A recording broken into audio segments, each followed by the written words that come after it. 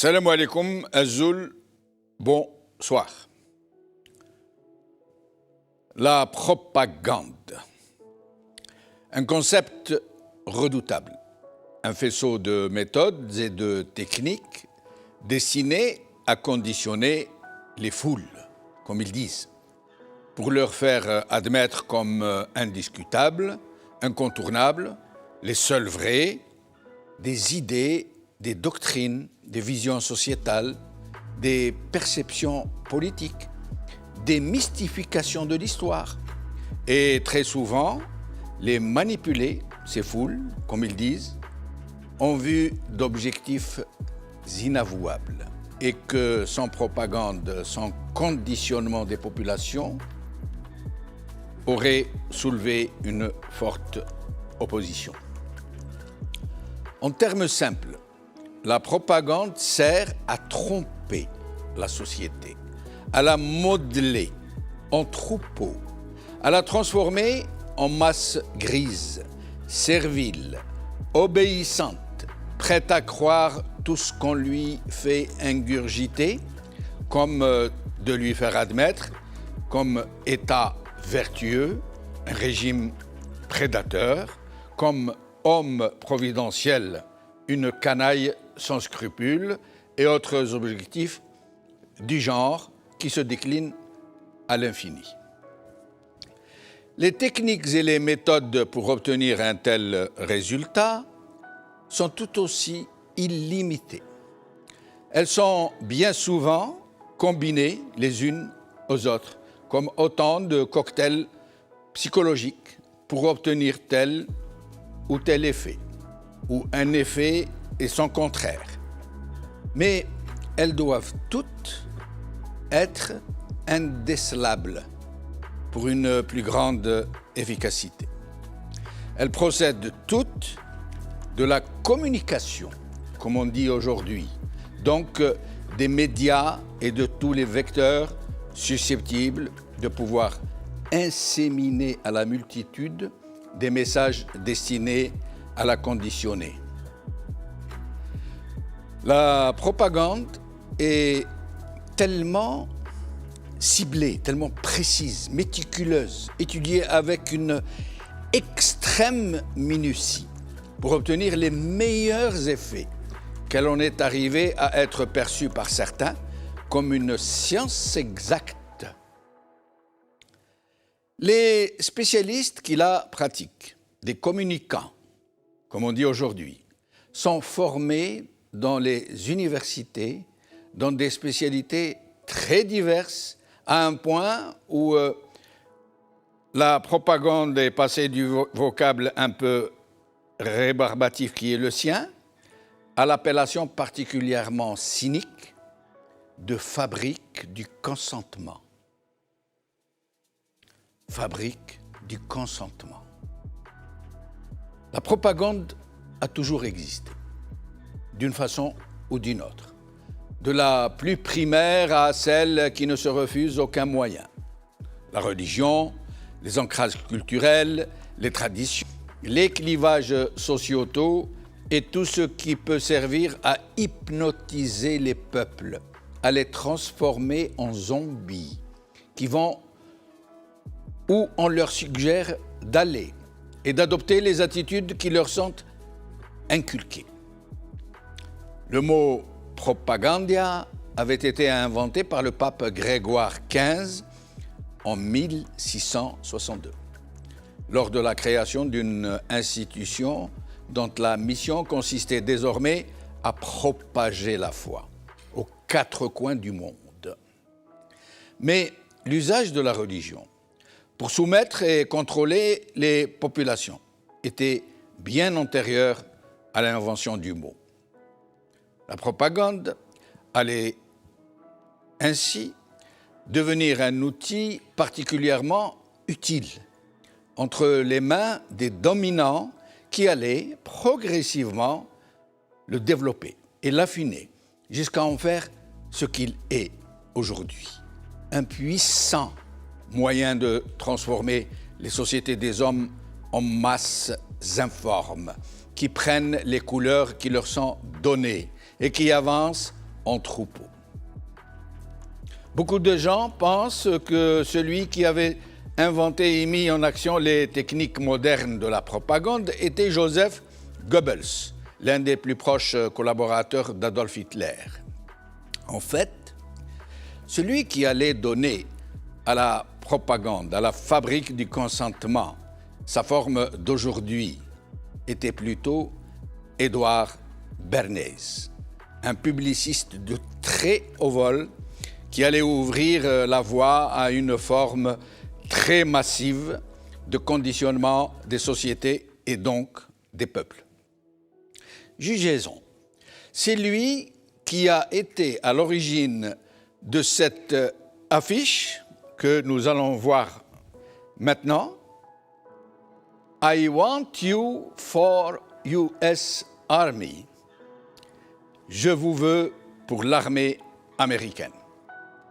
Une affiche dont il avait guidé la conception, qui avait été dessinée par James Montgomery Flagg en 1917. C'est Édouard Bernays qui inventa la formule « la fabrique du consentement ». Le président Wilson voulait alors faire entrer son pays dans la Première Guerre mondiale. Mais le peuple américain était très pacifiste en ces temps-là. Il était très hostile à une déclaration de guerre. Alors, Bernays donna certains détails au dessinateur Flagg pour la réalisation de cette affiche, où on voit l'oncle Sam, qui incarnait l'identité américaine, dire aux Américains qu'il avait besoin d'eux pour l'armée américaine. Le dessin contient des aspects subliminaux très intenses. Chaque Américain se sentait personnellement concerné, puisque l'oncle Sam le regardait personnellement dans les yeux, comme s'il ne s'adressait qu'à lui, et seulement à lui. L'engouement fut tel que l'armée américaine fut débordée et elle dut refuser des engagements. Son autre exploit, M. Bernays, a été celui d'un changement majeur et massif du petit déjeuner américain. Il avait été sollicité, M. Bernays, par des industriels alimentaires qui possédaient des chaînes de production de bacon, du lard fumé, et de poulaillers industriels qui produisaient des œufs.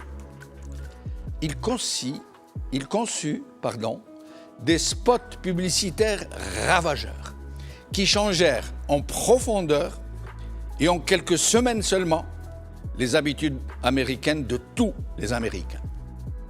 Tous les Américains ont adopté le nouveau menu et les industriels qui avaient lancé la campagne ont engrangé des milliards de dollars.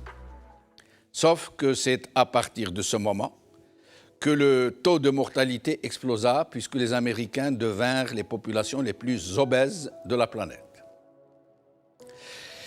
Une autre de ces spectaculaires campagnes publicitaires, M. Bernays, a marqué l'histoire de la propagande.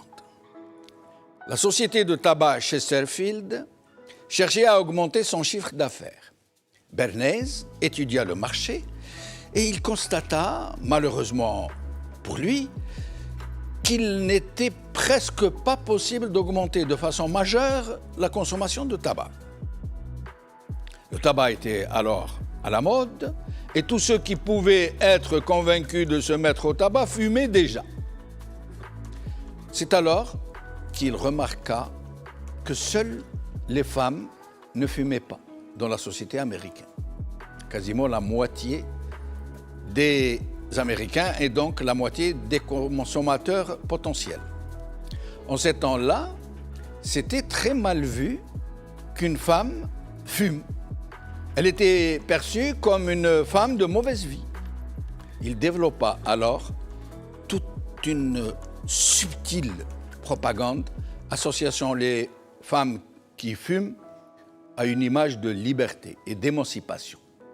Il fit appel à des femmes très connues dans la société, des vedettes du cinéma, du sport, de la culture, et il les fit voir dans des spots en train de fumer. Leurs cigarettes avaient été baptisées les torches de la liberté. Ce fut alors la ruée des femmes dans les bureaux de tabac en l'espace de quelques mois seulement. L'industrie du tabac réalisa des records jamais imaginés en termes de chiffre d'affaires. Mais là aussi, il y eut l'autre face de la médaille.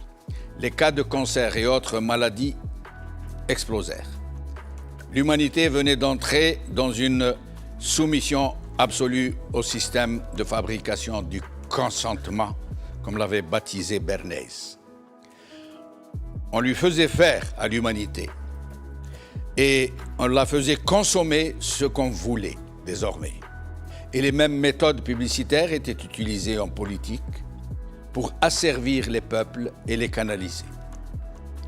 En Algérie, nous sommes dans le même schéma, même si les procédés et les méthodes restent très sommaires, très grossiers.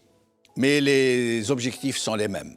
Conditionner le peuple algérien et le préparer à de très sombres perspectives. Cette campagne, qui avait commencé de façon improvisée de Gaït Saleh, est dans une phase d'intensification.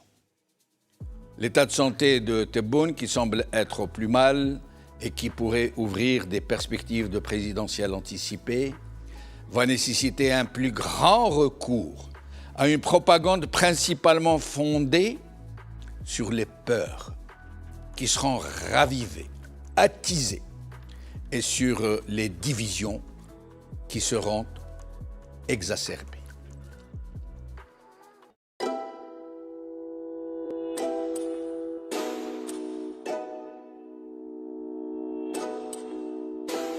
يما كتري من دعاوي ولادك راهم خارجين يمشيوا على الحرية يما ولادك متحضرين طالبين ديمقراطية هاك الورد زيد الياسمين في مسيرة سلمية عالتغيير معولين اليوم الشعب